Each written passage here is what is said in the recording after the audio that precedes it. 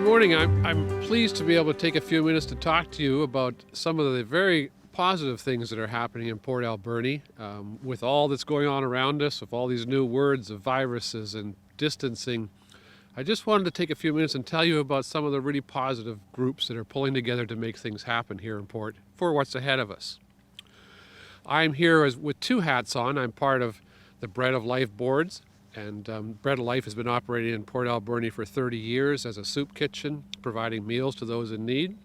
I'm also on the management group of Jericho Road Church, and we do a Tuesday night and Thursday night outreach to people downtown and in recovery.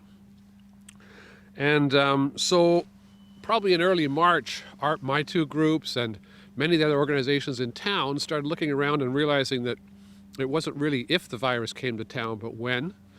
And what were we going to do with our clients who were in need of daily services and food and various things?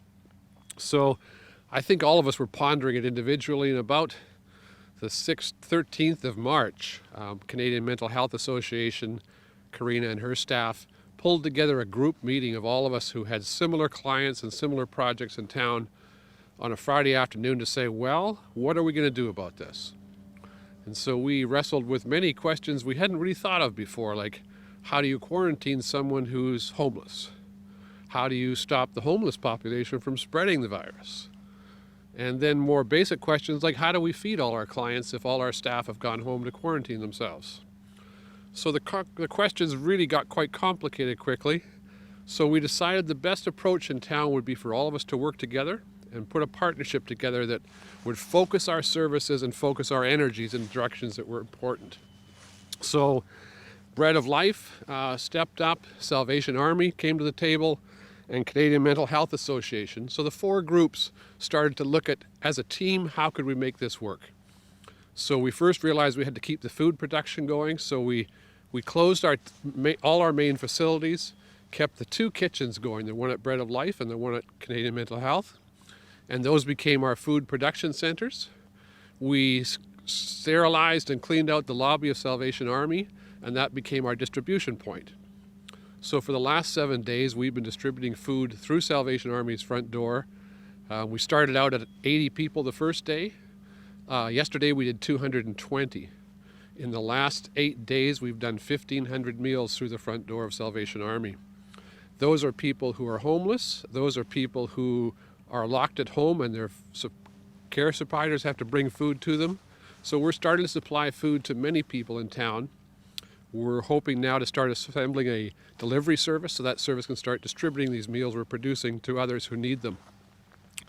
So that's been all very exciting, and we're really looking forward to how that progresses.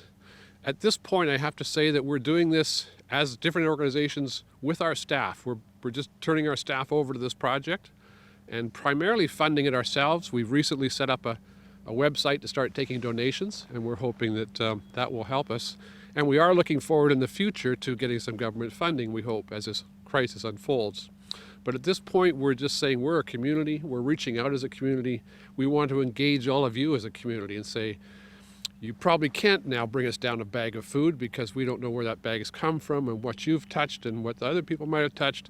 So we're realizing this is really an operation that's going to take funds, dollars and cents, and resources to do. We're going to have to pay our staff because volunteers can't really come in and do this either. So we're looking at paying staff, buying food, and continuing this project for as long as it needs.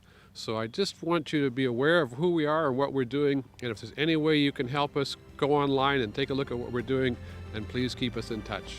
Thanks very much.